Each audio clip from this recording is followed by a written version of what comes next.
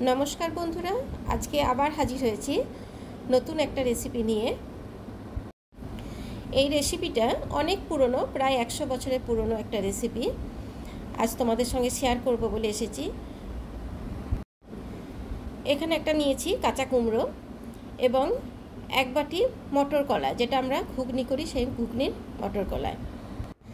কাঁচা কুমড়ো বলে হয়তো অনেকেই নাক ছিটকায়, কাঁচা কুমড়ো খেতে চায় না, কুমড়োটাই হয়তো খেতে চায় না, কিন্তু এই রেসিপিটা একবার ট্রাই করে দেখো। এত সুন্দর একটা রেসিপি এবং এত টেস্টি, একবার বানালে মনে হবে বারবারই বানায়। এখানে আমি কাঁচা কুমড়োটা এইভাবে টুকরো টুকরো করে নিলাম।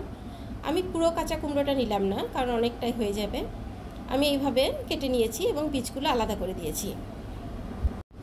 এই কুমড়োর সাথে আমি সামান্য আলু দেবো বলে আমি একটা বড় সাইজের আলু টুকরো করে নিয়েছি।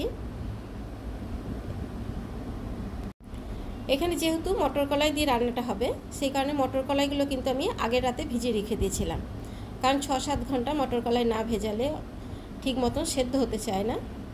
আমি এবার মটর কলাইটা সামান্য লবণ দিয়ে সেদ্ধ করে নেব। মটর কলাইটা আমি এইভাবে প্রেসারেই সেদ্ধ করব, কারণ কড়াইয়ে ঠিকঠাক সেদ্ধ হতে চায় না। এবার আমি একটা কড়াইতে বেশ কিছুটা সাদা তেল নিলাম। এবার যে আমি কাঁচা কুমড়োটা কেটে রেখেছি এবং আলু কেটে রেখেছি, সেগুলো সামান্য ভেজে নেব। প্রথমে আমি আলুটা দিয়ে দিলাম তেলের মধ্যে। 5 মিনিট নাড়াচাড়া করার পর কুমড়োগুলো দিয়ে দেব।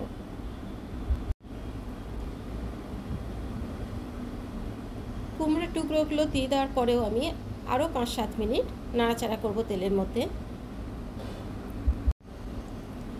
কারণ এইভাবে তেলের মধ্যে একটু নাড়াচাড়া করে নিলে 5-7 মিনিট ভেজে নিলে টেস্টটা খুবই ভালো হয়।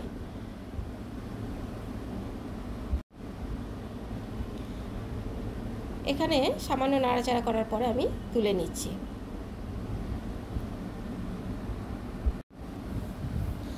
এবার ওই তেলের মধ্যেই 1/2 চামচ গোটা জিরে এবং একটা তেজপাতা ফোড়ন দিয়ে দিলাম,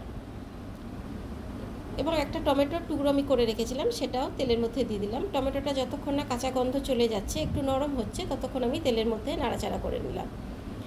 এবার এর মধ্যে 4 চামচ পেঁয়াজ বাটা দিয়ে দিলাম। এবার এই পেঁয়াজ বাটাটা দেওয়ার পরেও 5 মিনিট মতো নাড়াচাড়া করে নিলাম। এবার এর মধ্যে আদা এবং রসুন এবং একটা কাঁচা লঙ্কা দিয়ে পেস্ট করে নিয়েছি, সেটা দিয়ে দিলাম 1 চামচ। এটাও খুব ভালো করে নাড়াচাড়া করে নিতে হবে। এরপর কিছু ঘরোয়া মশলা এর মধ্যে দেব। পরিমাণ মতো লবণ দিলাম, 1/2 চামচ হলুদ দিয়ে দিলাম, 1/2 চামচ জিরে গুঁড়ো, 1/2 চামচ ধনে গুঁড়ো এবং 1/2 চামচ কাশ্মীরি লাল লঙ্কার গুঁড়ো। কাশ্মীরি লাল লঙ্কার গুঁড়োটা ঝাল হবে না, এটা কালারটা খুব সুন্দর আসবে বলে দিলাম। এবার সমস্ত মশলা খুব ভালো করে নাড়াচাড়া করে নিতে হবে। এবার যে সবজিটা আমি ভেজে রেখেছিলাম আলু এবং কুমড়ো, সেটা দিয়ে দিলাম। এই মশলাটার সঙ্গে এই সবজিটা আবারও খুব ভালো করে নাড়াচাড়া করে নিতে হবে।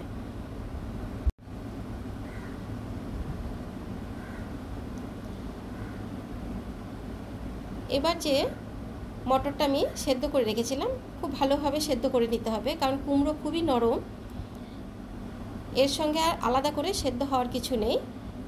এবার মটর কলাইটা আমি দিয়ে দিলাম এবং সমস্ত কিছু খুব ভালো করে নাড়াচাড়া করে নিচ্ছি 5-7 মিনিট ধরে। এই 5-7 মিনিট নাড়াচাড়া করার পরে কুমড়ো এবং আলুটা সেদ্ধ হওয়ার জন্য পরিমাণ মতন জল দিয়ে দিলাম।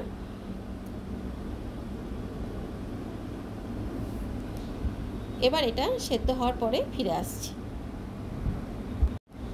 এবার এটা সেদ্ধ হয়ে গেছে কুমড়ো এবং আলু,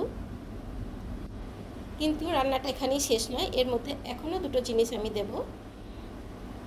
এটা খুব ভালো করে মিক্স করে নিতে হবে। টেস্টের জন্য 1/2 চামচ চিনি দিয়ে দিলাম এবং সবশেষ গরম মশলা গুঁড়ো। এবার খুব ভালো করে মিক্স করে নেওয়ার পরে রান্নাটা কমপ্লিট। আমার এই রান্নাটা যদি ভালো লাগে তাহলে অবশ্যই লাইক শেয়ার করো এবং নতুন বন্ধুদের বলছি সাবস্ক্রাইব করে নিও আমার চ্যানেলটিকে। আমার এই ভিডিও পুরো দেখার জন্য অনেক অনেক ধন্যবাদ।